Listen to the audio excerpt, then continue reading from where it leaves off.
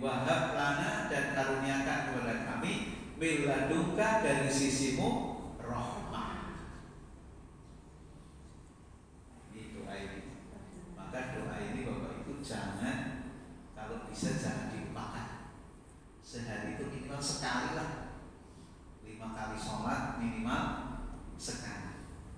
Kalau mau 2 kali sampai 5 kali bagus. Tapi minimal sekali. Tinggal pilih Pak subuh, Pak asar, apa zuhur, mau terserah kalian. Ya.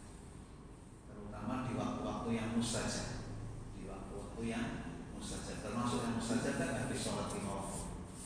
Setiap habis sholat 5 waktu itu waktu yang mustajab untuk berdoa. Yang paling mustajab ya tengah malam. Tengah malam Allah turun ke langit. Yang lain, Allah turun langit bumi itu sepertiga malam terakhir setiap malam. Jadi Bapak Ibu itu setiap malam ditunggu sama Allah doa. Sepertiga malam terakhir ditunggu sama Allah doa.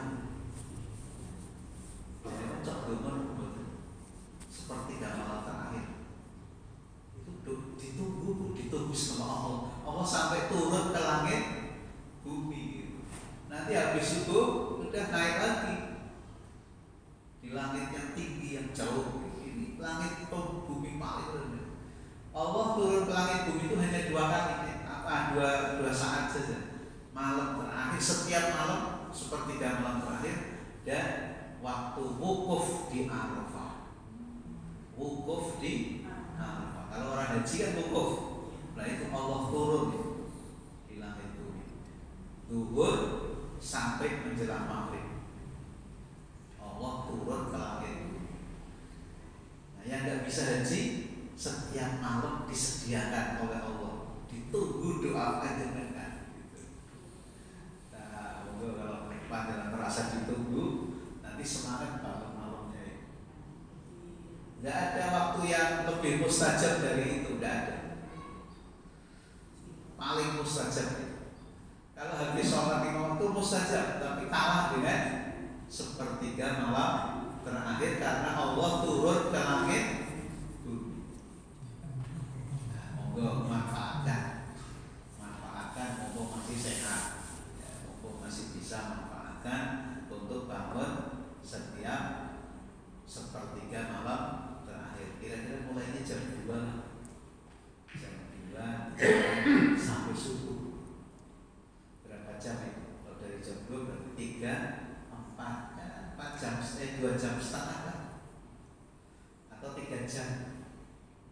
3 jam hanya diberi kesempatan untuk berdoa kepada Allah Subhanahu wa ta'ala. Nah, sebelum berdoa lebih baik sholat dulu nih. Setelah sholat berzikir dulu untuk menguatkan doa kita. Setelah sholat tahajud, ya, kemudian berzikir, baru angkat tangan berdoa kepada Allah Subhanahu wa ta'ala. Kalau nggak usah sholat gimana Pak, langsung doa saja nggak apa-apa, tapi kurang kuat gitu, pendukungnya kurang gitu. Ya, itu salah.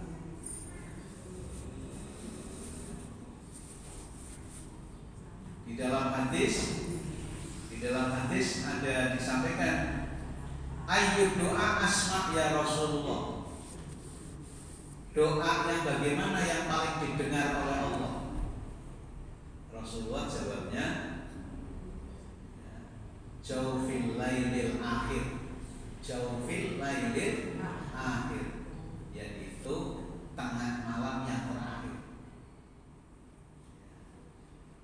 Pertengahan malam terakhir. Ya tadi sepertiga malam terakhir. Terus kemudian wajuburos sholawatil maktubah. Ya. Dan pada setiap selesai sholat wajib 5 waktu. Hanya 2. Rasul mengatakan, ditanya ayu doa asma ya Rasulullah, qala jaufil lailil akhir wa duburos sholawatil maktubah. Nah, itu. Karena itu Bapak Ibu manfaatkan 2 waktu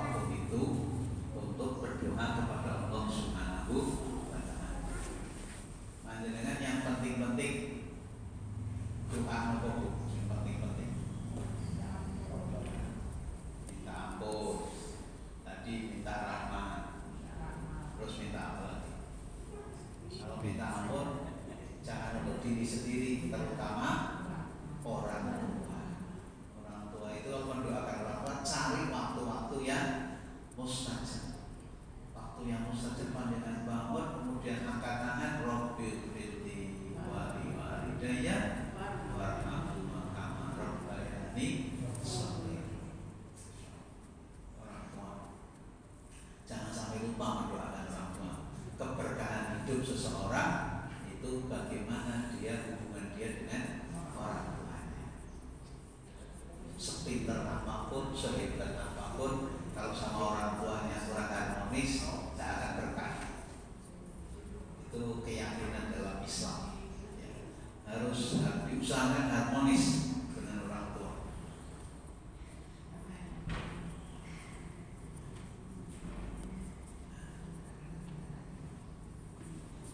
Oleh karena itu, sampai ayat Al-Quran, Allah SWT menyampaikan biasakan sholat tahajud. Biasakan sholat tahajud, karena waktu itu waktu yang paling mustajab. Qurannya apa? Allah langsung yang bukan Rasulullah. Kalau Rasulullah hadis ya, apa namanya kuat juga sih. Tapi ini Quran bukan itu lebih kuat kan? Kata Allah apa? Wa minal laili fatahajjat bihi nafilatan laka. Dan hendaklah pada waktu malam itu Anda bangun untuk sholat tahajud, sholat sunat, yaitu sholat tahajud. Asa ayyam asaka rabbuka maqama mahmuda. Maka janji Allah akan ditempatkan di tempat yang terpuji. Masya Allah. Ini orang pingin yo kebangetan. Orang pingin.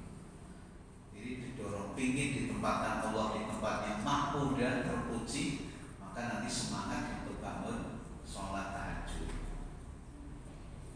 Dan ketahuilah Bapak Ibu, sholat tahajud ya, sholat sunat tahajud itu satu-satunya sholat yang tercantum dalam Al-Quran. Satu-satunya. Sholat sunnah yang lain itu tidak ada, adanya di hadis. Tapi sholat sunnah yang tercantum dalam Al-Quran satu-satunya hanya sholat tahajud. Artinya apa? Sangat penting, sangat penting sholat tahajud itu sampai tercantum dalam Al-Quran dan satu-satunya. Maka Bapak Ibu, ciri orang soleh, orang soleha, cirinya apa? Bangun tahajud. Ini kalau ketemu orang, terus nginep gitu ya, nginep bersama gitu, sholat tahajud orang, naik sholat tahajud di wong soleh, lencak kali kenceng, jangan sampai pisah gitu orang ini, karena orang soleh, cari orang soleh itu susah. Orang soleh itu insya Allah kalau kita bergaul dengan beliau insya Allah akan sama gitu. akan berada di jalan yang lurus insya Allah. Dulu ini sedikit ceritanya, kisah nyata. Jadi dulu Kiai Haji Mandala itu waktu pertama mendirikan Muhammadiyah itu sama Belanda tidak boleh disiarkan keluar, tidak boleh. 8 tahun pertama, selama 8 tahun itu hanya di Jogja kok, tidak boleh keluar Jogja, karena waktu itu Indonesia kan dijajah oleh Belanda 1912, masih dijajah Belanda 8 tahun, berarti sampai tahun berapa? 1920 kan, 12 tambah 8 20. Nah 23 Muhammadiyah masuk ke Pekalongan 1923 masuk ke Pekalongan. Kiai Majalak datang sendiri sih. Nah, terus Kiai Abdurrahman namanya, Kiai Abdurrahman dari Pekajangan itu ngerti Kiai Darat mau ke Pekalongan, nginepnya di hotel sebelah selatannya Masjid Kauman. Asia, dan Asia. Itu di situ hotel Asia. Jadi hotel Asia itu sudah dari itu 1920 itu sudah di hotel Asia sampai sekarang, masya Allah ya. Nginepnya di situ. Nah setelah ketemu sudah pamit pulang. Terus apa? Kiai Abdurrahman ini untuk memantapkan apa mau terima Muhammadiyah apa tidak di Pekalongan, dia itu utus muridnya, utus santrinya untuk menyelidiki, untuk melihat apa yang dilakukan Kiai Dahlan waktu jam 3 malam. Jam 3 malam suruh datang ke hotel. Kiai Dahlan sedang apa? Jam 3 malam, coba ya. Ternyata Kiai Jadul Abdurrahman ini tahajud atau orang? Tahajud dan Kiai Dahlan itu. Ternyata setelah diselidiki, diintek lah gitu lah. Kalau kan gampangnya diintek, gerindik kan ketahuan. Ternyata Kiai Dahlan sedang tahajud. Langsung habis sholat subuh yang Abdurrahman datang ke hotel Asia menyatakan diri menerima Muhammadiyah di Pekalongan. Jadi cara menerimanya itu indikasinya loh. Ini yang bawa ini orang soleh atau enggak? Nah, orang soleh saya terima. Nah untuk menunjukkan orang soleh itu tahajud atau tidak? Tahajud atau tidak?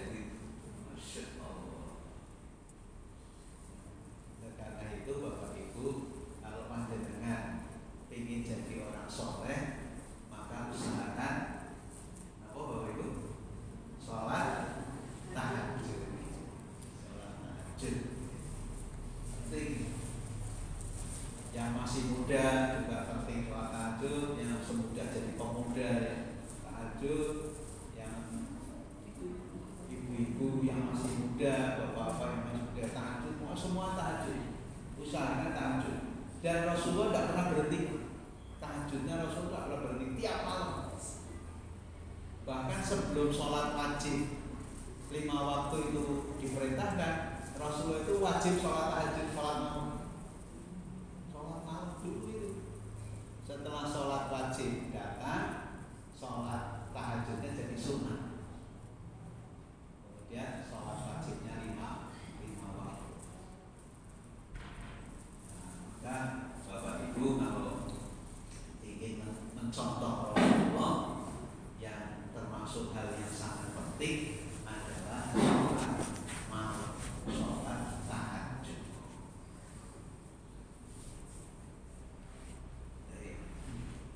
Itu yang pertama, cara memancing rahmat Allah dengan berdoa. Dan berdoa cari waktu yang mustajab. Waktu yang mustajab disebutkan hadis tadi 2 waktu sepertiga malam terakhir dan setelah sholat wajib 5 waktu. Kemudian yang kedua, cara memancing datangnya rahmat Allah gimana?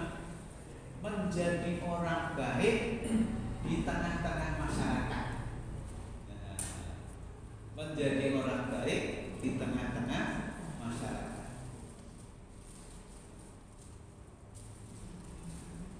Kira-kira panjenengan Bapak Ibu di tengah masyarakat itu terkenalnya orang baik apa orang jelek? Kalau sudah terkenal orang baik, insya Allah itu satu poin untuk mendapatkan rahmat Allah. Gampang apa betul Bapak Ibu? Jadi orang baik di tengah masyarakat. Ya. Jawabnya yang paling tepat gitu. Kalau ditanya begitu, gampang atau tidak untuk menjadi orang baik di tengah masyarakat? Gampang kalau ditolong sama Allah. Kalau dibimbing sama Allah tidak ada yang sulit. Apapun tidak ada yang sulit kalau dibimbing sama Allah. Oleh karena itu di dalam Al-Quran orang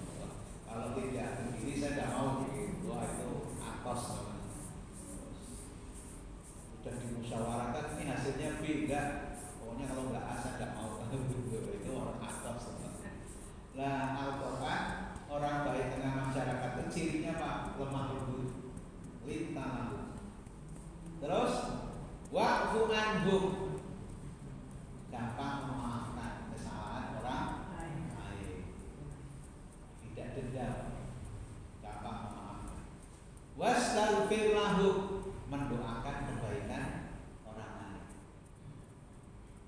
Jadi gampang, pokoknya semoga panjenengan berkah, semoga panjenengan diselamatkan, dilancarkan, itu gampang sekali. Kalau orang baik itu mendoakan orang lain itu gampang. Minta maaf dan mendoakan itu gampang sekali. Maaf Pak ya, maaf Bu ya, itu gampang sekali kalau orang baik itu. Tapi kalau orang yang tidak baik itu minta maaf itu abotnya itu. Jadi dua kata, maaf dan doa, itu gampang kalau orang baik.